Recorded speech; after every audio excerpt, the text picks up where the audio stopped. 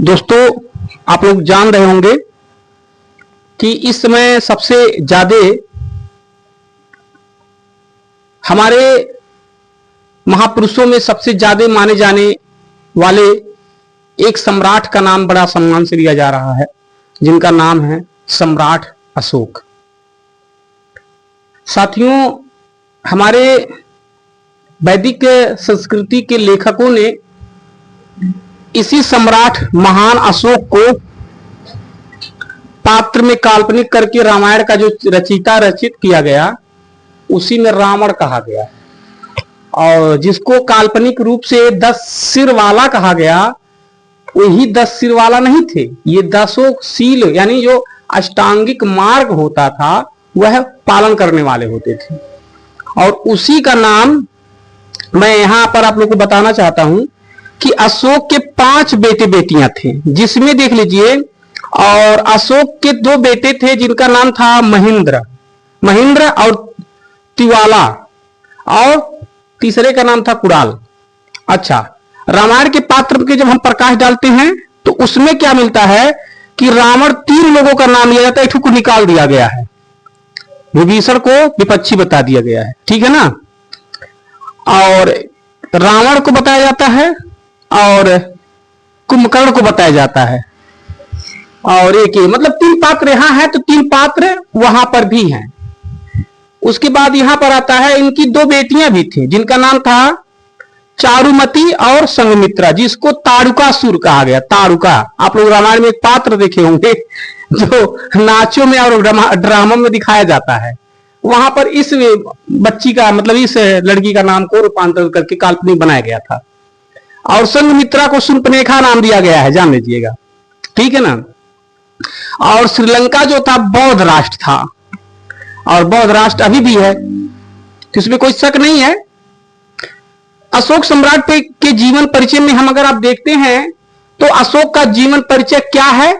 सम्राट अशोक मौर्य वंश के महान सम्राट माने जाते हैं, और वह बौद्ध धर्म के सबसे प्रतापी राजा थे। अशोक का शासन काल ईसा पूर्व यानी 269 ईसा पूर्व से लेकर के 232 ईसा पूर्व तक अशोक के बारे में ज्यादातर मतलब शासन मिलता है, और ज्यादातर बातें उनके ये सब चीजें लेख में मिलता है।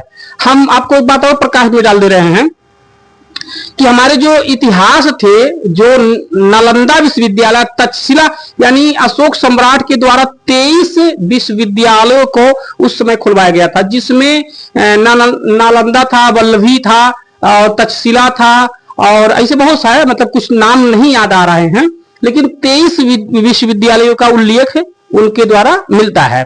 और दूसरा नंबर की, जब नालंदा विश्वविद्यालय के इतिहास को जलाया गया तो किताबें थी जिसमें पहले ताम्रपत्र आम्रपत्र पर लिखाई उखाई होती थी, तो इसके दौरान तो जल गया, खत्म हो गया। अब इतिहास को तो नया नहीं, लेकिन एक बारीकी अशोक सम्राट ने किए, उनकी बुद्धिमत्ता पर हम प्रकाश डालते हैं, और उन्होंने बहुत बुद्धिमान थे, इसलिए क्योंकि उन्होंने जो भी इतिहास को किताबों से हटा करके पत्थरों पर लिखवा डाला।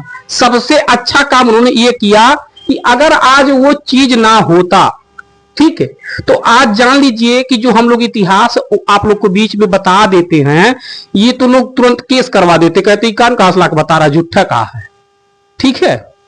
इसलिए क्योंकि पत्थरों पर जो लिखा गया था, अब पत्थरों का तो भाई, पत्थरों को तोड़ सकते हो, खंडित कर सकते हो, लेकिन खत्म तो नहीं कर सकते हो ना।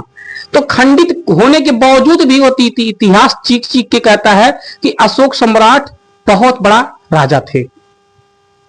अशोक का जन्म पाटलिपुत्र में हुआ था, जिसका आज प्रेजेंट का नाम है पटना, और उसी पटना में गौतम बुद्ध को भी, जिसको बोध गया के नाम से जानते हैं, यानी बोध गया मतलब होता है जो अबोध इंसान होता है, जहां पर ज्ञान हो जाता है, उसको कहे बुद्धि को बढ़ाने के लिए जहां जाया जाता है, उसी को बोध गया के नाम से जानते हैं।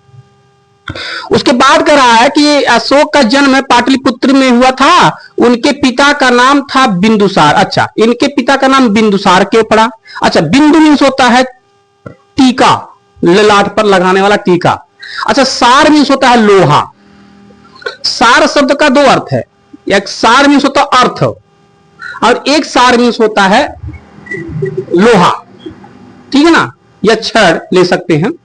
तो कह रहा है कि जब अशोक सम्राट है सॉरी बिंदुसार की जन्म हो रहा था तो उनके माता, आज लोग कहते हैं कि ऑपरेशन से हो रहा है, दोस्तों पहले भी ऑपरेशन से हो रहा था बच्चों का। अच्छा, होता क्या था कि पहले की अपेक्षा आज की अपेक्षा में ऑपरेशन क्यों हो रहा है? ऑपरेशन होता था तो बड़े बड़े लोगों को होता था। इसको हम ऑपरेशन को हिंदी में कहते हैं साल चिकित्सक। ऑपरेशन को हिंदी में कहते हैं साल चिकित्सक। साल मीन्स होता है शास्त्रों के द्वारा चीड़ पार टांका लगा करके जिस चीज को ठीक किया जाता है उसको साल चिकित्सक के नाम से जानते हैं।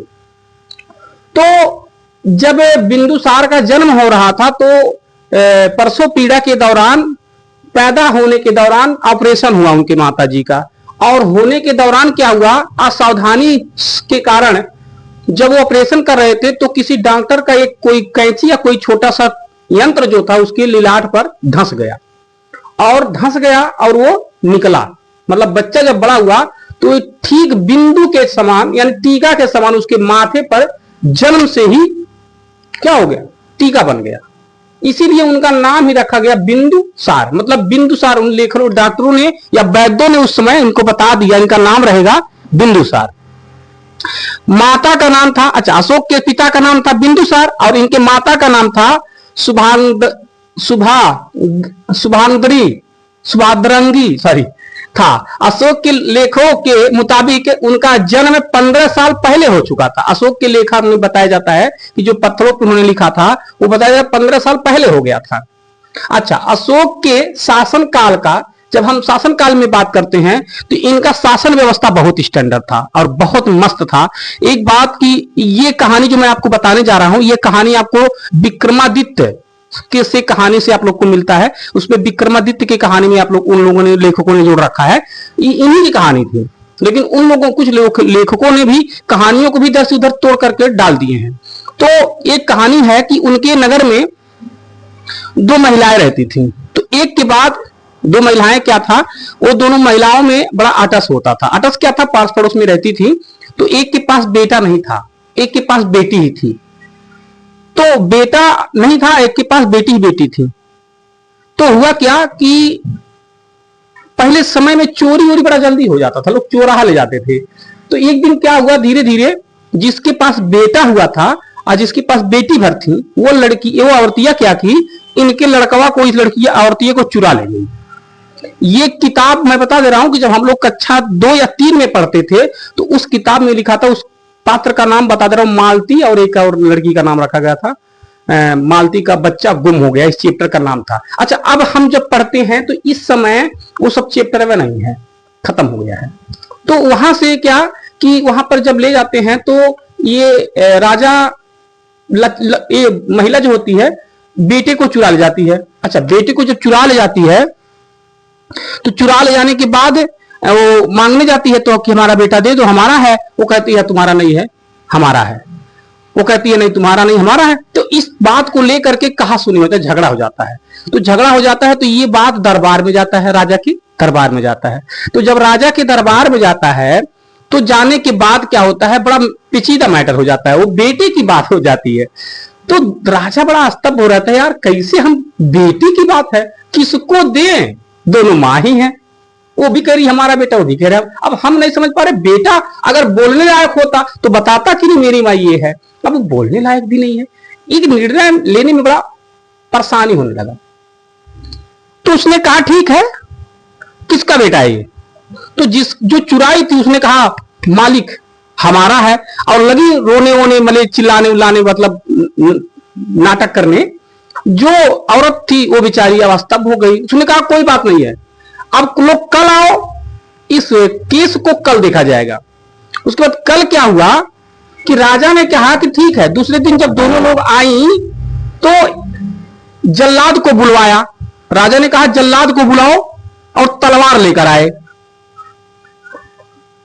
तो दोनों लोग सन्न हो गई कि यार राजा साहब तो कह रहे थे फैसला सुना के, लग रहा है दोनों लोगों को खत्म हो जाएगी आज कहानी। तो हुआ क्या, राजा ने बोला बेटा किसका है? तो जो चुराई थी उसने बोली टपाक से मेरा है, मुझे मिलना चाहिए। और जिसका मां जिसका बेटा था उसने भी बोली मेरा है, मुझे मिलना चाहिए। तो उन्होंने कहा ठीक है,